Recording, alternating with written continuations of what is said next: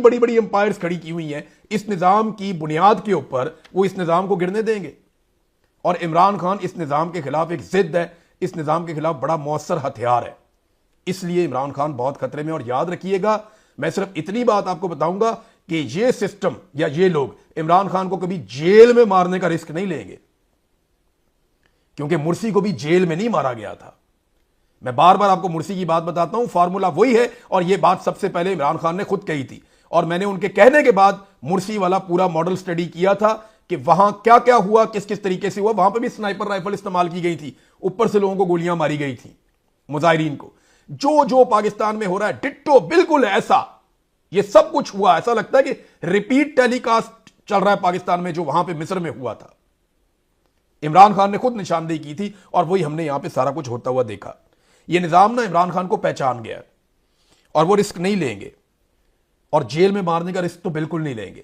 لہذا ایسا بندوبست کرنا چاہیے، عالمی سطح پر آواز اٹھانی چاہیے، اور عمران خان صاحب کی حفاظت اس وقت سب کی ذمہ داری ہونی چاہیے۔ خواجہ آصف نے کہا کہ ہائیبریڈ نظام ہمارے ساتھ مل کر یہ سارا کچھ کرے گا۔ پاکستان تحریک انصاف نے اس کا بڑا زبردست طریقے سے ایک جواب دیا ہے سوشل میڈیا پہ۔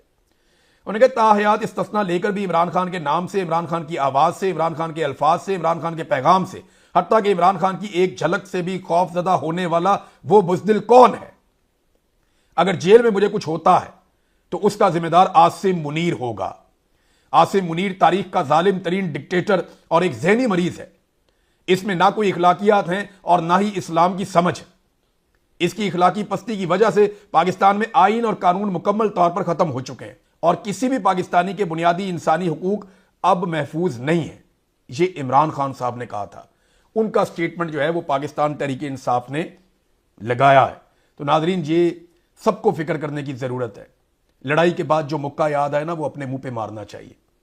پاکستانیوں کو اگر کوئی آدمی اس وقت اکٹھا کر سکتا ہے، اس وقت پاکستان جتنا بکھر گیا ہے، اس نفرت کو اگر کوئی آدمی اس وقت قابو کر سکتا ہے، عوام اور اداروں کے بیچ میں جو فاصلے ہیں اس وقت اگر کوئی شخص انہیں مٹا سکتا ہے، اور چاروں صوبوں میں، پورے پاکستان میں ہر جگہ پہ اگر کسی آدمی کی بات سنی جاتی ہے تو وہ عمران خان ہے۔